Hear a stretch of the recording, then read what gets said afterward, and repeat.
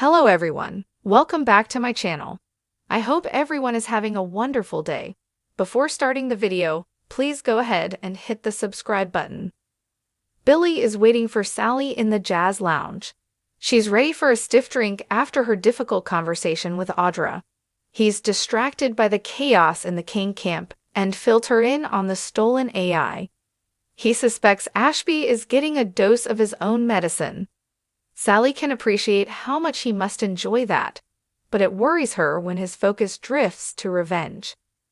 Billy reassures her that he is focused on the success of Abbott Communications.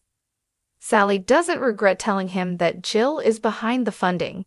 It's important for both of them that they have full transparency. Pushing that even further, Billy reveals that he has stopped drinking and started exercising. He is committed to proving that her faith in him is not in vain and that he can be a man she believes in. They kiss. Spotting Sienna and his son kissing in his hospital room, Nick walks in on them. No sooner have their lips parted, he leads her to the waiting room. Nick grills Sienna about what has been happening between her and Noah. Assuming this is connected to the crash, he reminds her that he brought this up before, and she lied to him about it.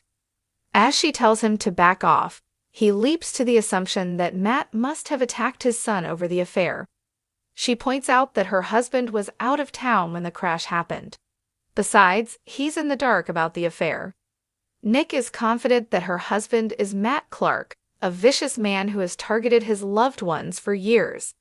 As he unpacks their grim history, Sienna says Nick seems really committed to this bit. The Newman repeats that it's all true and guesses she knows nothing about her husband's past, or has ever met any of his family.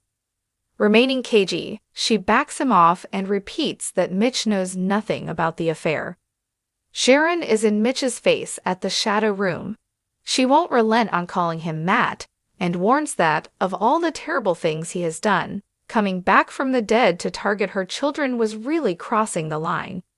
He continues to insist he has no idea who Matt is, so she accuses him of gaslighting her and being a sadist. If they weren't standing in a public place, she'd rip his eyes out of their sockets. Mitch points out that she and Nick are the ones who have been attacking him. When he declares he's finished with this, she grabs hold of his arm.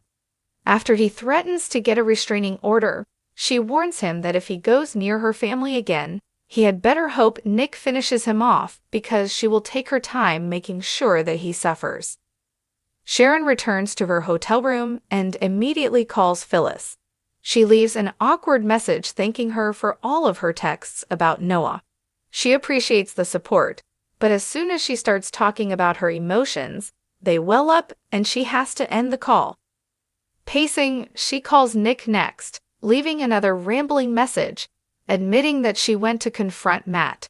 She's sure that he won't leave their son alone and wonders if they should call the police about him. Back at the hospital, Nick returns to Noah's room and asks him to explain what's happening with Sienna. Noah admits he was afraid to face his dad's judgment. He already feels bad enough for cheating on Allie. His relationship with Sienna just happened, and he doesn't even know if it's serious. Nick asks how much he knows about her husband. Noah recounts meeting him in London and the support he lent to help him start a club in LA. Mitch seemed like a decent guy to him. As Nick tries to make his son promise to stay away from the Beckles, Sharon shows up. Nick announces that he caught their son kissing Sienna. Noah senses from their expressions that this is about a lot more than him having an affair. At Sharon's urging, Nick explains to their son that Mitch is really Matt Clark, a vicious man from their past who terrorized them for years. They believe he's back to start again and is behind Noah's crash. Immediately refusing to accept this, Noah orders them out of his room.